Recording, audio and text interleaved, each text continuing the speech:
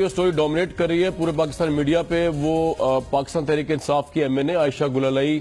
کے الزامات ہیں عمران خان صاحب کے اوپر۔ انہوں نے ان پہ بدکرداری کا الزام لگایا، آرٹیکل 62-63 لگانے کا الزام لگایا، اور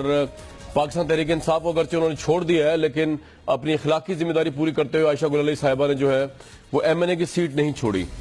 یہ جو واقعہ ہے اس کی تفصیلات تحقیقات اوبیسلی پاکستان تحریک انصاف بھی کرے گی، لیکن کل ہم عمران خان کے صاحب کے گھر پہ تھے بنی گالہ میں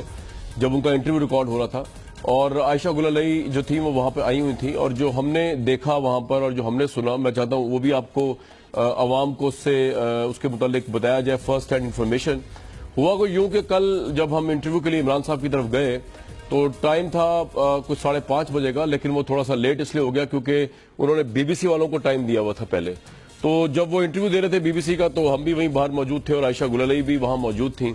تو عمران خان صاحب جو تھے وہ انٹرویو دے کے بی بی سی کا اچانک نکلے اپنے آفس سے، اور ان کی کوریڈور میں سے آگے کی ملاقات ہوئی عائشہ گل علیہ صاحبہ سے۔ تو ان کو نہیں پتا چلا، ہم لوگ وہاں کھڑے ہوئے تھے پیچھے، میں اوبیسلی کافی پی رہا تھا، ہماری ٹیم کے لوگ بھی کھڑے ہوئے تھے۔ تو عمران خان نے جس طریقے سے ان کو ڈانٹا، اور وہ ڈانٹا اس بات کے اوپر کہ عائشہ گل علیہ صاحبہ پر پارٹی کی طرف سے یہ الزام تھا کہ وہ پارلیمنٹ کے سیشنز کو اٹینڈ نہیں کرتی، اور عمران صاحب جو تھے ان کو یہ کہہ رہے تھے کہ میں میرٹ کے اوپر چیزوں کو دیکھتا ہوں، مجھے آپ کے متعلق اتنی شکایتیں آ رہی ہیں، میں کس کے آگے آپ کو ڈیفینڈ کرتا پھروں اس مدعے کو لے کر۔ تو یہ عمران صاحب کا جو ایٹیچیوڈ تھا وہ مجھے تو بڑا مطلب ہم بعد میں یہ ڈسکس کرتے رہے، میری ٹیم کے لوگ بھی وہاں کھڑے ہوئے تھے،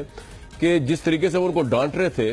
وہ یہ لگ ہی نہیں رہا تھا کہ وہ اس چیز کی بنیاد پر ڈسٹنگوش کر رہے ہیں چیزوں کو کہ کوئی